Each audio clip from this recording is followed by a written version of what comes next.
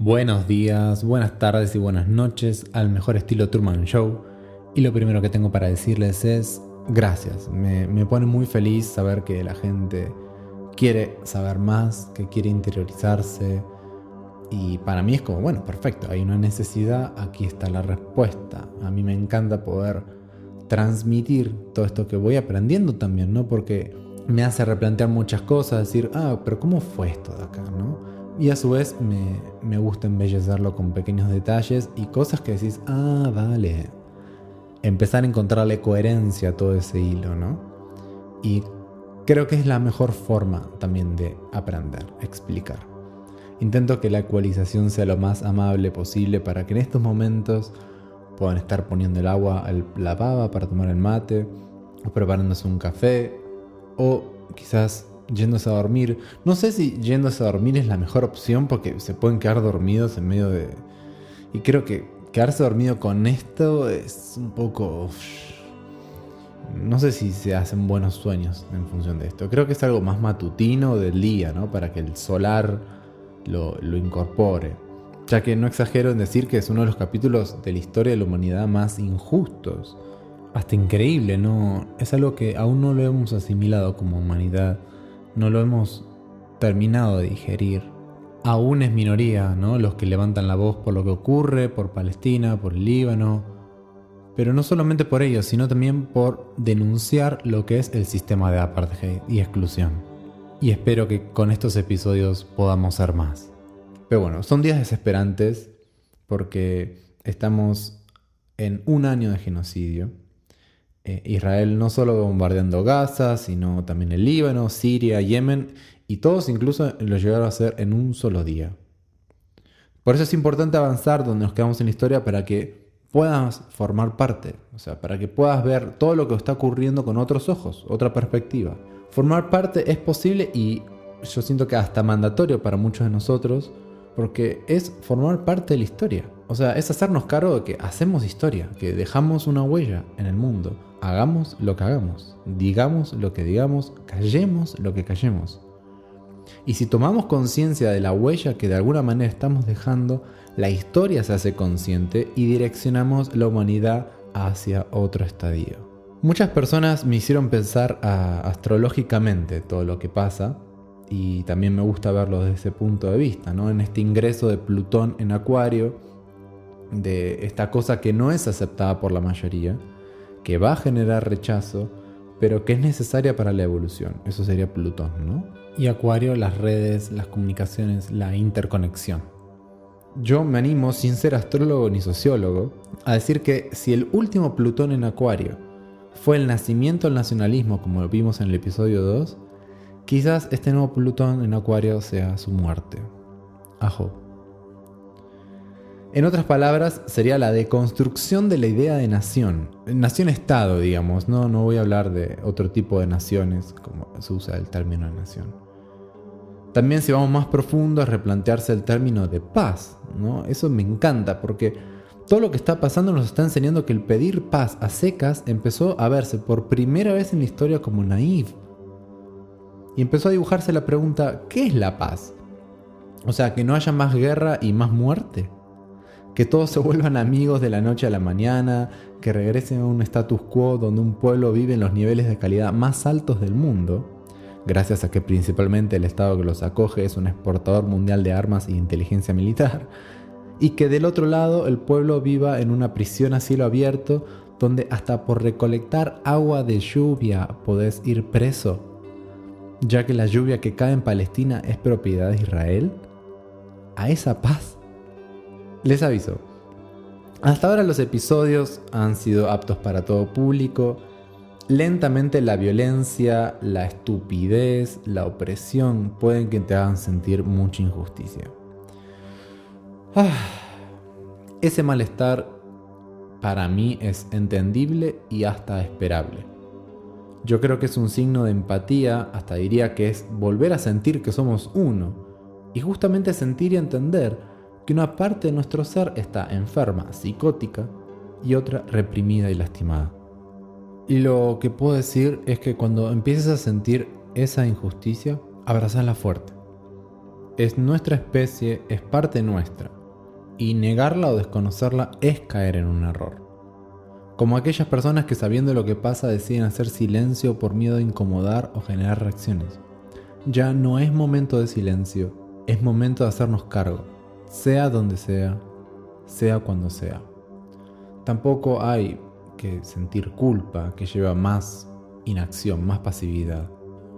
Por eso esto no lo veo como el llamado a ser pro-palestino o pro-libanés, sino un llamado a la conciencia urgente, a reinventarnos, a hacernos responsables por lo que hacemos, cómo nos comunicamos, y llámalo como quieras. Si lo querés llamar fin del mundo, Plutón en Acuario, es ahora. Por eso parte de mi llamado es contarte esta historia lo más imparcial posible y que ella te hable por sí sola. Realmente, que estés acá escuchando es inicio de algo hermoso. Vamos entonces a la historia palestina, parte 3, la colonia que está muy lejos de ser una colonia de verano. Nos quedamos en 1920. Ya se había terminado la Primera Guerra Mundial, Inglaterra ocupa Palestina y en el estatuto del mandato británico meten ahí con un papelito, tuki, la Declaración Balfour, cumpliendo la promesa hacia el lobby sionista europeo de que Palestina es británica y en camino a ser sionista.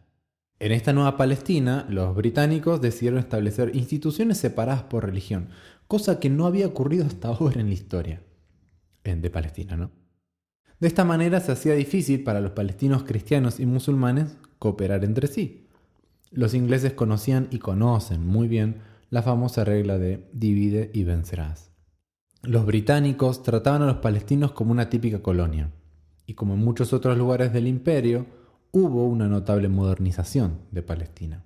Durante este lapso, por supuesto, la inmigración judía se incrementó y, como habíamos dicho, no era una típica inmigración de integrarse a las comunidades existentes, ya que existía la premisa de consolidar un Estado exclusivamente para los judíos, lo cual implicaba la eliminación física o política del pueblo árabe.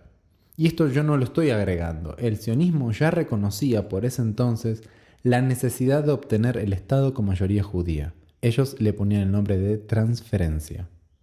Los árabes no eran conscientes aún del macabro plan, pero empezaban a tener roces con los recién allegados. Si bien en muchas comunidades rurales aún había una coexistencia entre religiones, se comenzaba a evidenciar un proceso de sionización, por así decirlo, de las comunidades judías preexistentes, favoreciendo, por ejemplo, el trabajo hebreo y discriminando a la población árabe del mercado laboral. Eso sumó a la compra de tierras y estas fueron pasando paulatinamente de los árabes a los judíos. Una cosa, antes de que llegaran los sionistas en masa, también se había dado la compra de tierras, pero no había habido un desplazamiento, ¿no?, de la población nativa. Lo que empezaron a hacer los sionistas era, luego de comprar las tierras, iban a reclamar a los británicos para que desalojaran a los palestinos. En 1926 ya había 11 aldeas desalojadas, con lo que se consideran los primeros miles de palestinos víctimas de la limpieza étnica. Esta parte me hace acordar como si fuera literalmente un virus, ¿no? Las comunidades judías preexistentes era como, está todo bien, y de repente entra el virus del sionismo y empiezan como a segregar. Esto, por supuesto, generó reacciones en la comunidad árabe y dio origen a la resistencia. Oficialmente, la primera resistencia palestina tiene origen en 1918, cuando algunos se enteran de la Declaración Balfour. Esta organización se llamaba la Sociedad Cristiana Musulmana y sería el núcleo del movimiento nacional palestino. Por otro lado, ya existía la Haganah, la organización paramilitar sionista que había sido fundada en 1920. Siempre me interesa poder hacer la pronunciación correcta, entonces hay algunas palabras que busco exactamente cómo se pronuncia para no decir Haganah o Haganó. Pero bueno, en Google dice Haganah. Las tensiones comenzaron a intensificarse y en 1928, 8 años después, luego de varias provocaciones por parte de los sionistas hacia los musulmanes en los lugares sagrados, recordemos que las tres religiones tienen sus espacios más sagrados en Jerusalén en literalmente a metros de distancia. Me da mucha curiosidad qué se puede decir del plano energético de ese lugar. Se produce en 1929 una serie de disturbios que terminaron en matanzas y la nombrada masacre de Hebrón, por parte de los musulmanes con palos y cuchillos a 67 judíos. Los británicos autorizaron la creación de la Agencia Judía por Palestina, que ayudaría a desarrollar obras públicas y servicios para los sionistas, que ya tenían en el gobierno un sueldo mayor a los árabes y el permiso para ondear su bandera, mientras que los árabes no. Los judíos ya tenían banco, sindicatos, universidades. Incluso los británicos les permitieron a los sionistas abrir 2 universidades, mientras que los palestinos fueron impedidos de hacerlo y solo pudieron tener la universidad al fin del mandato. Lo mismo ocurrió con el establecimiento del parlamento. Los judíos lo tuvieron de inmediato, pero a los árabes se lo prohibieron. Se empezaba a evidenciar claramente la preferencia de los británicos por los sionistas. Después de todo, ya habían hecho su promesa. Los sionistas eran tratados como los colonos blancos, tal como había sido en Australia, en África y en América. Les permitieron construir un estado dentro de un estado, y justamente por ser blancos europeos, tenían un trato diferenciado respecto a los palestinos que eran árabes y musulmanes. Por definición técnica, el sionismo es antisemita. Creo que está bueno que empecemos a dar uso a este término y apropiarlo también a la discriminación contra el pueblo árabe. Y de nuevo, la preferencia era porque eran blancos y europeos, y por definición es racismo. A esto nos referimos con que el sionismo es supremacista, y cómo el mandato británico dio origen al sistema de apartheid. A pesar de estas ventajas, había incluso grupos terroristas dentro de la comunidad judía como el Irgun y la banda Stern, que veían a los británicos como un impedimento para lograr el Estado sionista absoluto. O sea, estaban bastante ansiosos. Y eso llevó a varios enfrentamientos militares entre sionistas y británicos. Es más, estos grupos terroristas son los que introducen en Medio Oriente las tácticas, por ejemplo, de bombardear un espacio lleno de civiles como actualmente lo está haciendo el Estado moderno de Israel. Hago un breve paréntesis porque a veces estamos viendo como, son 2 poblaciones. Antes de la gran inmigración judía a Palestina, el porcentaje de judíos en la tierra palestina era del 3%. Había más cristianos árabes que judíos. Entonces, la gran mayoría de los judíos que estamos mencionando, o sionistas, mejor dicho, son de origen europeo. Por otro lado, estamos ya en 1933, este episodio lo vamos a hacer tuki. Hitler llega al poder en Alemania. Se institucionaliza, la discriminación y masacre al pueblo judío en Europa. De nuevo, digo discriminación para no usar la palabra antisemitismo, que como dijimos también incluye a los árabes. Ya conocemos esta historia de sobra por la infinidad de películas respecto al tema del Holocausto. Reconozco incluso que de chiquito uno de mis libros favoritos fue Holocausto, de Gerald Green, y recuerdo cómo me atrapaban estas historias. Lo habré leído 3 veces. Era súper fácil quedarse como enganchado. Y era también súper fácil ser simpatizante del pueblo judío. Y eso me vino a la mente decir que cuando era chico creo que leía 7 veces más de lo que leo ahora. Como también recuerdo haber leído la Biblia con mi abuelita, obviamente explicada para niños, y ella me contaba con lujo de detalles todas las historias bíblicas. Me acuerdo de Sansón y Dalila, David y Goliat, Samuel, Saúl. Yo creo que de ahí me quedó toda la idea que los israelitas eran los buenos de la peli. En Alemania entonces se pone heavy el tema con los judíos. Consecuencia obvia, el sionismo se convirtió en la solución ideal para los judíos que querían emigrar de Europa. O sea, tenían el apoyo de los ingleses. Volverían a Jerusalén.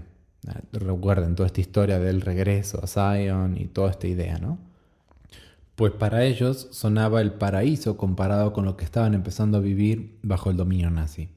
Entre 1922 y el 36, la población judía de Palestina se cuadruplicó. De 84.000 personas pasaron a ser 352.000, mientras que al mismo tiempo la población árabe aumentó aproximadamente un 36% a casi 1 millón. O sea, en ese momento, en el 36, ya había una cuarta parte judía y 3/4 partes árabes.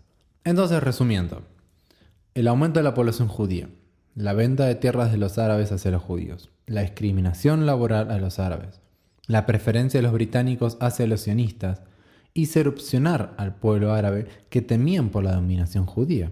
Buscaron de varias maneras impedir la sionización de Palestina haciendo protestas pacíficas, incluso enviaron delegaciones a las conferencias de paz en París, pero las opciones se les iban agotando.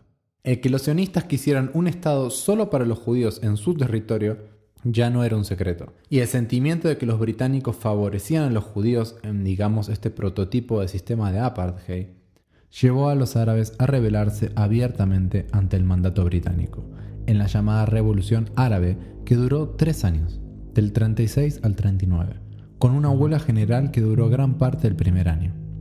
La demanda era muy clara. Querían tener un estado en que todos los grupos pudieran coexistir, como había pasado antes, y eso era rechazar este invento de un estado para los judíos, y exigir el fin de la inmigración judía y la venta de tierras. En estos momentos comenzaron a boicotear los productos judíos.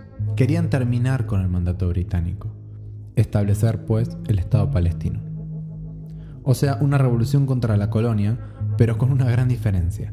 Esta colonia tenía 2 colonos, uno oficial y el otro, digamos, en generación, que no se quedaba atrás y colaboraba en la represión con los ataques terroristas a la población árabe y las incursiones de la Haganah. No sé por qué me viene la imagen como de Dragon Ball, como uno de esos malos que tiene en su laboratorio una criatura de destrucción masiva que se está gestando con un montón de cables y tubos que la alimentan. Y es horripilante. Los británicos reprimieron violentamente la rebelión con métodos que hoy en día serían considerados crímenes de guerra, como por ejemplo dejar a los prisioneros encerrados en jaulas por días sin alimento y sin agua. 10% de la población masculina adulta árabe musulmana, digamos, palestina, fue asesinada, secuestrada, expulsada o encarcelada. Asesinaron a la mayoría de los comandantes militares y por esta razón en el 48 Palestina no tuvo referentes que supieran conducir la lucha armada. Veníamos antes hablando de árabes y judíos, sionistas, ¿no? Los que empiezan como toda esta idea en el episodio 2, y justamente como reacción del sionismo empieza a nacer este nacionalismo palestino, ¿no? Esta necesidad de estos árabes de decir, bueno, sí, tengo un vínculo con mi tierra de hace chiquicientas generaciones. Recordemos que los árabes estaban allí desde el año 836. Empieza también todo este movimiento nacional de reconocerse palestino, de reconocerse dueño de esa tierra. Ahí estoy jugando entre las palabras árabes y palestinos.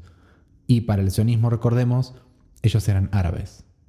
Jamás reconocieron la nominación palestino porque no les convenía en ese sentido, ¿no?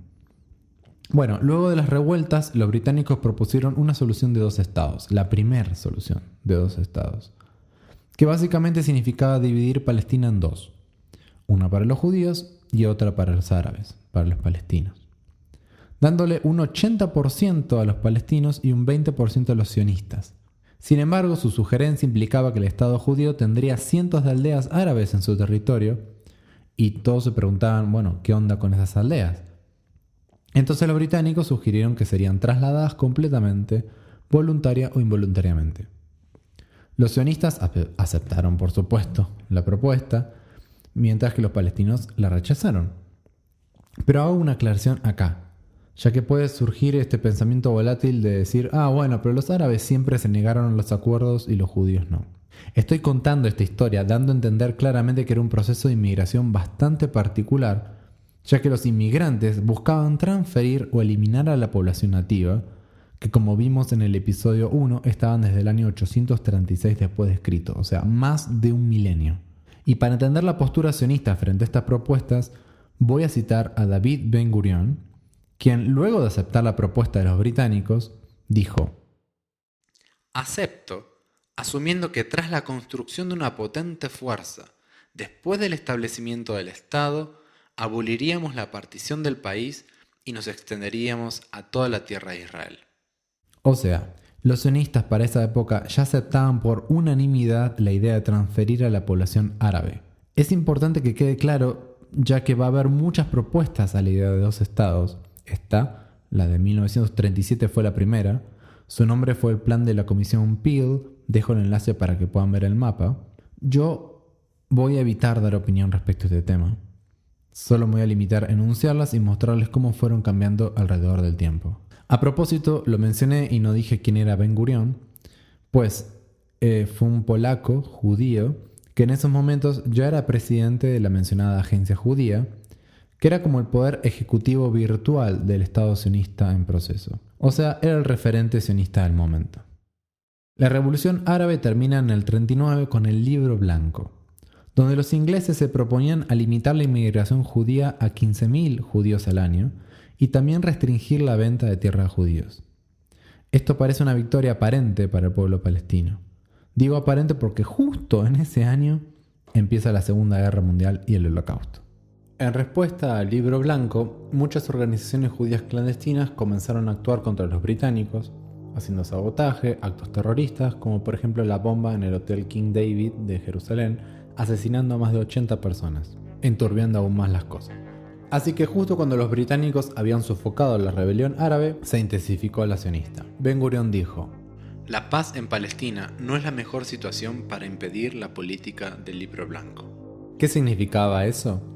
Que el sionismo se empezaba a preparar militarmente para cumplir su idea de transferir a los palestinos fuera de su territorio. Termina la Segunda Guerra Mundial. Ben Gurión desafía a los ingleses organizando inmigraciones masivas de judíos a Palestina, expandiendo las fronteras existentes y creando nuevos asentamientos en todo el territorio.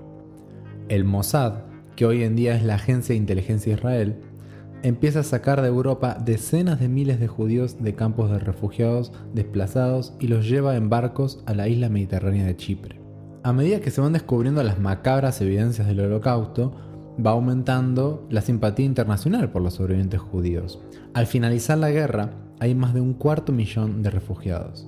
Toda esta presión, también llamada culpa del Holocausto, buscaba aflojar la política de Gran Bretaña respecto al Libro Blanco. Los Estados Unidos ahora presionaban a Gran Bretaña para aumentar la venta de tierras en Palestina a los judíos y permitir que más entraran al país. Claro, Estados Unidos temía una inmigración masiva de judíos a su territorio, cosa que habíamos hablado en el segundo episodio. O sea que a los británicos se les complica la situación. Pero, al finalizar la guerra, se crea la ONU y los británicos se desentendieron del tema. En 1947, 2 años después de la guerra, la Asamblea General de la ONU aprueba el Plan de Partición, que básicamente recomendaba que la tierra palestina se dividiera en 2 estados nacionales, un estado judío, sionista, y un estado árabe palestino, con Jerusalén siendo una zona administrada internacionalmente. Sabiendo que los británicos ya habían anunciado su retirada para mayo del 48, 2 nuevos estados nacerían literalmente ese día. También pueden ver la propuesta de la ONU del 47 en el link que les comparto para que vean la diferencia que había con la propuesta anterior de los británicos. De un 80% que había sido ofrecido por los británicos una década antes, ahora por toda la presión de Occidente, la culpa del Holocausto y el crecimiento de la violencia de organizaciones paramilitares sionistas, hicieron que ese porcentaje bajara a 43, a menos de la mitad. Los árabes recibirían la Franja de Gaza, Cisjordania y una sección en el norte, el 57% de la tierra de Palestina y más del 80% de sus plantaciones de cítricos y granos cultivados irían al Estado sionista. En ese momento los judíos representaban aproximadamente 1/3 de la población y poseían alrededor del 7% de la tierra. O sea, pasaron de un 7% a un 57%. Los sionistas, por supuesto, aceptan el plan, y los palestinos, por supuesto, que lo rechazan, hasta miraban como sorprendidos a ver el nuevo mapa, ya que muchos de los pueblos y ciudades en los que vivían serían parte de un nuevo estado para los judíos. O sea, la proporción territorial se da vuelta. Si de acá podés deducir que la toma de conciencia y culpa del Holocausto fue un argumento moral que terminó siendo un gran impulsor para que ese porcentaje variara, pues tenés razón.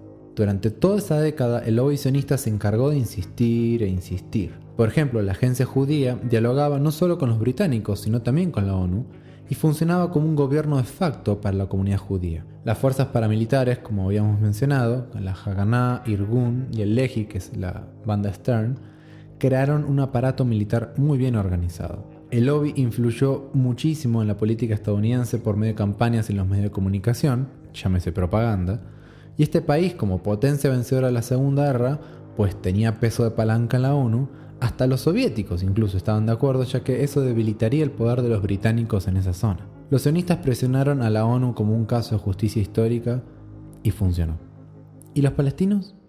Pues luego de la represión de las revueltas, si recuerdan del 36 al 39, se quedaron sin una organización militar eficaz. Por otro lado, la figura más prominente del movimiento árabe palestino, el gran mufti de Jerusalén, Amin al-Husseini, tuvo ciertas decisiones que le hicieron ver no con buenos ojos en Occidente, ya que huyó durante las revueltas a Irak y luego fue a Europa, donde buscó alianzas con el nazismo para que apoyaran la causa palestina. Aparte, hubo muchas divisiones internas entre las facciones nacionalistas árabes y las élites locales. O sea, para 1947, el sionismo estaba muy bien posicionado a nivel internacional y los palestinos no se pudieron recuperar de la represión británica durante las revueltas y no tenían un movimiento unificado. Pues digamos que como primera tarea de la ONU, el resultado fue pésimo. Y doy esta opinión basada en que lejos de tomar una decisión en base al equilibrio, la paz y el evitar nuevos conflictos, donde se supuestamente fue creada, fue una propuesta nacida por la influencia de dos fuerzas poderosas que se alineaban contra el interés del pueblo palestino. Por un lado los sionistas y por el otro lado los intereses geopolíticos de las potencias ganadoras de la Segunda Guerra. Eso quiere decir tener un aliado en Oriente Medio. Y apenas se aprueba la propuesta de partición de la ONU, se desata la denominada Guerra Civil Palestina, entre las milicias palestinas y las fuerzas paramilitares sionistas. Aquí debo recordar la masacre de Deir Yassin en abril del 48, donde las milicias sionistas masacraron a más de 200 palestinos, o sea, la aldea entera. Y ese impacto de terror fue con el que se considera que comenzó la Nakba, la catástrofe en árabe, ya que en otras aldeas, al escuchar los rumores de la masacre, empezaron a trasladarse. Las familias palestinas fueron empujadas al exilio por la brutalidad y el miedo. 750.000 palestinos, recordemos que la población era de menos de 1.900.000, fue exiliada durante el año 1948. Los sionistas lanzaron la operación Nakba Shon, ocupando carreteras estratégicas y aldeas para asegurar sus posiciones. El Imperio Británico, debilitado, deja el territorio de Palestina el 14 de mayo de 1948. Horas más tarde, Ben Gurion, el que venía mencionando antes, que en ese entonces era el líder de la comunidad judía, declara la independencia del Estado de Israel. Voy a parar acá y citar al periodista argentino Rodolfo Walsh sobre este momento. La creación de Israel no fue más que el último acto de una larga tradición colonial.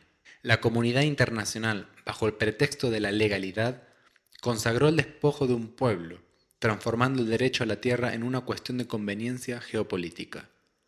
Palestina fue partida, no para la paz, sino para la expansión de los intereses extranjeros y sus habitantes condenados a la diáspora por la indiferencia de las naciones poderosas.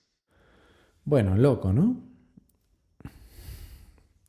Recomiendo muchísimo el libro La Resistencia Palestina de Rodolfo Walsh, que en Argentina es un referente indiscutido de periodismo y símbolo de resistencia y de lucha. Fue el libro que a mí me abrió el corazón más que la cabeza sobre la gestación de Israel. Me cambió mi punto de percepción completamente. Recuerdo que lo compré en una feria del libro independiente autogestiva, la FLIA, le decíamos. No sé si siguen haciendo ese trabajo itinerante. Algo que me gustaría masticar juntos es el hecho de que en los años previos a la partición de la ONU, los sionistas estaban embalados, mientras que los palestinos estaban desorganizados. Y pongo foco en esos puntos, ya que la falta de coordinación, ya sea en los movimientos de resistencia, como en el activismo, los movimientos sociales, es un factor que es corregible. Es decir, tenemos la capacidad de evitar la desorganización. No podemos evitar la fiereza con la que el colonialismo y el imperialismo se ciernen sobre los pueblos. Creo que a veces dedicamos mucho más tiempo en visibilizar las cosas que el imperialismo hace, en vez de dedicarnos a la coordinación y articulación de los movimientos de liberación, generalmente postergando esas tareas y priorizando las agendas propias de cada organización. Y en un contexto donde siempre se vive en la urgencia, pues las etapas de articulación nunca se tocan. Aquellas personas que militan o activan determinada causa entenderán lo que estoy diciendo, y no busco que se lo tomen a nivel personal, pero sí a nivel colectivo. Siento que es urgente la introspección colectiva respecto a cómo gestionamos la resistencia. Pero bueno, ese tema lo vamos a tocar seguro más adelante, ya que por mí le dedicaría una temporada entera. Agradezco muchísimo que compartan y comenten estos episodios. Es lo que le da sentido a que duerma menos horas, que escriba y grabe de madrugada. Es para mí, de alguna forma, mi sueldo por este trabajo de investigación que sea reconocido y compartido. Es un tema que fue ignorado por muchos años y ahora está brotando y es una caja de Pandora. Bueno, no se sabe qué va a pasar.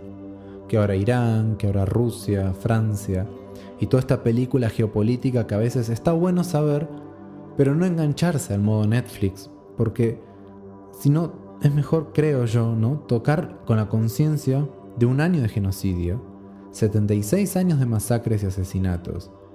Y si bien las cifras oficiales son de 40.000 los mártires, si consideramos a los que están debajo de los escombros, los que murieron por hambre, intoxicación y un largo etcétera, se habla entre 150.000 y 700.000 personas asesinadas, muertas o desaparecidas. Y un dato que leí hoy de Let's Talk Palestine, 902 familias fueron aniquiladas completamente. Me tomó unos minutos tomar conciencia de eso, ¿no? Y cuando terminé de editar un video, no pude hacer otra cosa que llorar. Sí, las cosas se van poniendo cada vez más negras, como había dicho antes. Y está bien que así lo sea, de vuelta es lo que pasó, es lo que tenemos que asimilar como humanidad. Por eso quiero dedicar este episodio a todas las personas que durante este año compartieron, hablaron, dieron la cara, organizaron, produjeron y todos los verbos que hayan ayudado a ese intento, ¿no?, de hacer una humanidad más consciente. Gracias, gracias, gracias. No voy a aplaudir, pero esto va para ustedes, para renovarnos, cuidarnos y sobre todo aprender a comunicarnos. Y de nuevo, ir a lo que está en nuestras manos, en lo que están nuestras posibilidades. Nos vemos la próxima.